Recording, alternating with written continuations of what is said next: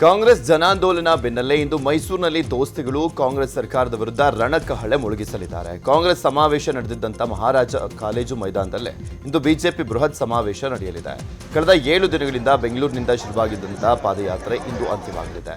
BJP ರಾಜ್ಯಾಧ್ಯಕ್ಷ B Y Vijendra, ವಿಧಾನಸಭೆ ವಿರೋಧ ಪಕ್ಷ ನಾಯಕ ಆರ್ ಅಶೋಕ್, ಜೆಡಿಎಸ್ ರಾಜ್ಯಾಧ್ಯಕ್ಷ ಹಾಗೂ ಕೇಂದ್ರ ಸಚಿವ ಎಚ್.ಡಿ. ಕುಮಾರಸ್ವಾಮಿ ಸೇರಿದಂತೆ ಘಟಾನುಘಟಿ ನಾಯಕರು ಭಾಗಿಯಾಗಲಿದ್ದಾರೆ. ಇನ್ನು ರಾಜ್ಯ ಬಿಜೆಪಿ ಉಸ್ತುವಾರಿ ರಾಧಾ ಮೋಹನ್ ದಾಸ್ ಅಗರ್ವಾಲ್ ಕೂಡ ಆಗಮಿಸಲಿದ್ದಾರೆ. ರಾಜ್ಯದ ಮೂಲೆ ಮೂಲೆಗಳಿಂದ ಲಕ್ಷೋಪಲಕ್ಷ ಸಂಖ್ಯೆಯಲ್ಲಿ ಪ್ರತಿಭಟನಾ ಸಮಾವೇಶದಲ್ಲಿ ಭಾಗವಹಿಸ್ತಾ ಇದ್ದಾರೆ.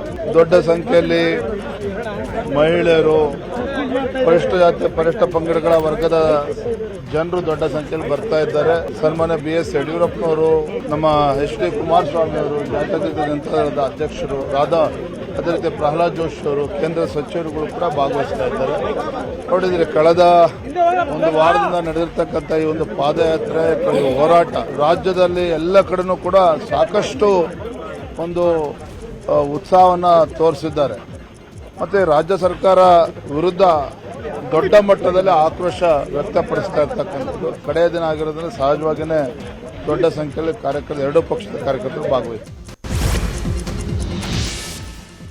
ಪಾದಯಾತ್ರೆಯಲ್ಲಿ ದಳಪತಿಗಳಿಗೆ ಕಿರಿಕಿರಿ ಆಗಿರುವ ಪ್ರೀತಂ ಗೌಡ ವಿರುದ್ಧ ಶಿಸ್ತು ಕ್ರಮಕ್ಕೆ ಬಿಜೆಪಿ ನಿರ್ಧಾರ ಮಾಡಿದಂತಿದೆ.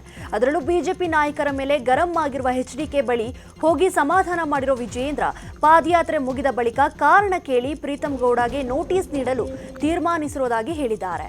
ಈ ಮೂಲಕ ಎಚ್ಡಿಕೆ ಮುನಿಸು ಶಮನಕ್ಕೆ ಕಸರತ್ತು ನಡೆದಿದೆ. ಅಲ್ಲದೆ ಪ್ರೀತಂ ಗೌಡ ನೀಡೋ ಉತ್ತರದ ಮೇಲೆ ಅಮಾನತು ಮಾಡೋದಾ ಅಥವಾ ಇನ್ಚಾರ್ಜ್ ರಾಧಾಮೋಹನ್ ಗಮನಕ್ಕೆ ತಂದು ಎಚ್ಚರಿಕೆ ನೀಡೋದರ ಬಗ್ಗೆ ಚರ್ಚೆ ನಡೀತಿದೆ.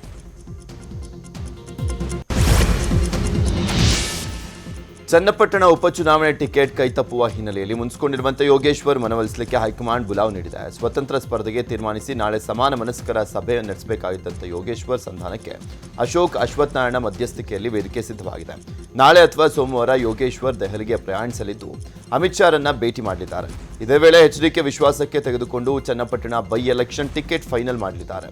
ಅಮಿತ್ ಶಾ 3 ರಿಂದ 4 ದಿನಗಳಲ್ಲೇ ಚನ್ನಪಟ್ಟಣ ಬೈ ಎಲೆಕ್ಷನ್ ಫೈಟ್ಗೆ ಅಂತಿಮ ರೂಪ ಸಿಗುವಂತ ನಿರೀಕ್ಷೆ ಇದೆ. ಕೋಲಾರ ಜಿಲ್ಲೆಯ ಮಾಲೂರು ವಿಧಾನಸಭಾ ಕ್ಷೇತ್ರದ ಚುನಾವಣಾ ಫಲಿತಾಂಶ ಗೊಂದಲ ಮುಂದುವರೆದಿದೆ. ಹೈಕೋರ್ಟ್ ಆದೇಶದಂತೆ ಇವಿಎಂ ಎರಸಿದ ಸ್ಟ್ರಾಂಗ್ ರೂಮ್ ಅನ್ನು ಆಗಸ್ಟ್ 13ಕ್ಕೆ ಓಪನ್ ಮಾಡಲಾಗುತ್ತಿದೆ. ಮಾಲೂರು ಕಾಂಗ್ರೆಸ್ ಅಭ್ಯರ್ಥಿಯಾಗಿದ್ದ ಕೆವೈ ನಂಜೇಗೌಡ 248 ಮತಗಳಿಂದ ಗೆದ್ದು ಬೀಗಿದ್ರು. ಫಲಿತಾಂಶದ ಬಗ್ಗೆ ಬಿಜೆಪಿ ಅಭ್ಯರ್ಥಿ ಮಂಜುನಾಥ್ ಗೌಡ ಸಲ್ಲಿಕೆ ಮಾಡಿರುವ ಚುನಾವಣಾ ತಕರಾರು ಅರ್ಜಿಯನ್ನು ಹೈಕೋರ್ಟ್ ಪುರಸ್ಕರಿಸಿದೆ. ಕೌಂಟಿಂಗ್ ಕೇಂದ್ರದಲ್ಲಿ ಏಜೆಂಟ್ ಸಹಿ ನೀಡಿರುವ ಫಾರ್ಮ್ಗಳನ್ನು ಪರಿಶೀಲಿಸಿ ಮಾಹಿತಿ ನೀಡುವಂತೆ ಕೋಲಾರ ಡಿಸಿಗೆ ಹೈಕೋರ್ಟ್ ಆದೇಶ ನೀಡಿದೆ. ಈ ಹಿನ್ನೆಲೆಯಲ್ಲಿ ಆಗಸ್ಟ್ 13ರಂದು ಬೆಳಗ್ಗೆ 11 ಗಂಟೆಗೆ ಇವಿಎಂ ಸ್ಟೋರ್ ರೂಮ್ ತೆರೆಯಲು ನಿರ್ಧರಿಸಲಾಗಿದೆ. ಚಾಲೆಂಜ್ ಏನು ಕೌಂಟಿಂಗ್ ಪ್ರೋಸೆಸ್ ಆಗಿತ್ತು, ಅದರಲ್ಲಿ ಸಾಕಷ್ಟು ಲೋಪದೋಷಗಳಿದೆ ಅಂತ ನ್ಯಾಯಾಲಯ ಗಮನಕ್ಕೆ ತಂದಿದ್ದೀವಿ. ನಮಗೆ ಗೆದ್ದಿರೋಂಥ ಅಭ್ಯರ್ಥಿನ 11 ಗಂಟೆಗೆ ಡಿಕ್ಲೇರ್ ಮಾಡಬೇಕಾಗಿತ್ತು. 7 ಗಂಟೆ ತಗೊಂಡ್ರು. ನಾವು ಕೇಳಿದ್ದು ಬರೀ ರೀಕೌಂಟಿಂಗು. 7 ಗಂಟೆ ಒಳಗಡೆ 2 ಅವರಲ್ಲಿ ರೀಕೌಂಟಿಂಗ್ ಪ್ರೋಸೆಸ್ಸೇ ಮುಗಿಸ್ಬೋದಾಗಿತ್ತು. ಅಲ್ಲಿ ಡೌಟ್ ಶುರು ಆಗುತ್ತೆ. ಆಮೇಲೆ ಸಾಕಷ್ಟು ಅವ್ರು ಕೊಡ್ತಾರ ಮಾಹಿತಿಗಳು ಕೂಡ ತಪ್ಪಿದೆ. ಅದನ್ನು ನಾವು ಹೈಕೋರ್ಟ್ ಮೊರೆಗೆ ಹೋದ್ವಿ. ನ್ಯಾಯಾಲಯ ಗಮನಕ್ಕೆ ಬಂದಾಗ ನ್ಯಾಯಾಲಯ ಒಪ್ಕೊಂಡಿದೆ. ಅದನ್ನು ಅವರು ಚಾಲೆಂಜ್ ಮಾಡಿ ಸುಪ್ರೀಂ ಕೋರ್ಟ್ಗೆ ಹೋದರು, ಇಂಟ್ರಿಮ್ ಆರ್ಡರ್. ಅಲ್ಲಿ ಕೂಡ ಹಿನ್ನಡೆ ಆಗಿದೆ.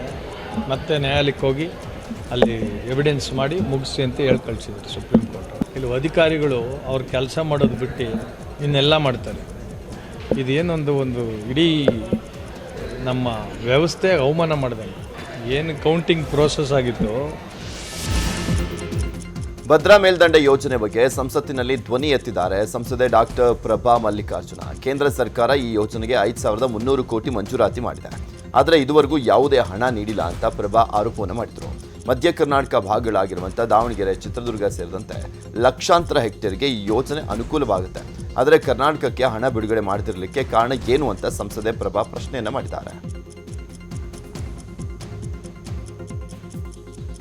ಇನ್ನು ಕೇಂದ್ರ ಸರ್ಕಾರದ ವಿರುದ್ಧ ರೈತ ಮುಖಂಡರು ಅಸಮಾಧಾನವನ್ನು ಹೊರಹಾಕಿದ್ದಾರೆ. ಆರಂಭಿಕ ಹಂತದಲ್ಲಿ ಸ್ವಲ್ಪ ಅನುದಾನ ಕೊಟ್ಟರು. ನಂತರದ ವರ್ಷಗಳಲ್ಲಿ ಕೇಂದ್ರ ಸರ್ಕಾರ ರಾಷ್ಟ್ರೀಯ ಯೋಜನೆ ಅಂತ ಪರಿಗಣಿಸಿ ಆದೇಶ ಹೊರಡಿಸ್ಬೇಕು. ಅದಾದ ನಂತರ ನಮಗೆ ಕೇಂದ್ರ ಸರ್ಕಾರದಿಂದ ಅನುದಾನ ಸಿಗ್ಬೋದು ಅನ್ನೋದು ನಿರೀಕ್ಷೆ ಇದ್ವಿ. 2023-24ರಲ್ಲಿ 5,000 ಕೋಟಿ ಬಜೆಟಲ್ಲಿ ಹೇಳಿದರು, ಆದರೆ ಹಣ ಬಿಡುಗಡೆ ಆಗಲಿಲ್ಲ.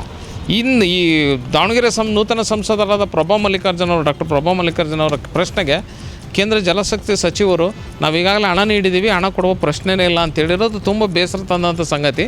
ನಮ್ಮ ದಾವಣಗೆರೆ ಪ್ರಧಾನಿ ನರೇಂದ್ರ ಮೋದಿ ಇಂದು ಕೇರಳಕ್ಕೆ ಭೇಟಿ ನೀಡಲಿದ್ದಾರೆ. ವಯನಾಡಿನ ಗುಡ್ಡ ಕುಸಿತ ಸ್ಥಳದಲ್ಲಿ ಪರಿಶೀಲನೆ ನಡೆಸಲಿದ್ದಾರೆ. ಬೆಳಗ್ಗೆ 11 ಗಂಟೆಗೆ ವಿಶೇಷ ವಿಮಾನದಲ್ಲಿ ಕಣ್ಣೂರು ವಿಮಾನ ನಿಲ್ದಾಣಕ್ಕೆ ಆಗಮಿಸಲಿದ್ದು, ನಂತರ 12:15ಕ್ಕೆ ವಯನಾಡಿನ ಗುಡ್ಡ ಕುಸಿತ ಸ್ಥಳದಲ್ಲಿ ವೈಮಾನಿಕ ವೀಕ್ಷಣೆ ನಡೆಸಲಿದ್ದಾರೆ. ಇನ್ನು ಪ್ರಧಾನಿ ಮೋದಿ ಭೇಟಿಗೂ ಮುನ್ನ ನಿನ್ನೆ ಕೇಂದ್ರ ತಂಡ ಕೇರಳದ ದುರಂತ ಸ್ಥಳಕ್ಕೆ ಭೇಟಿ ನೀಡಿತು.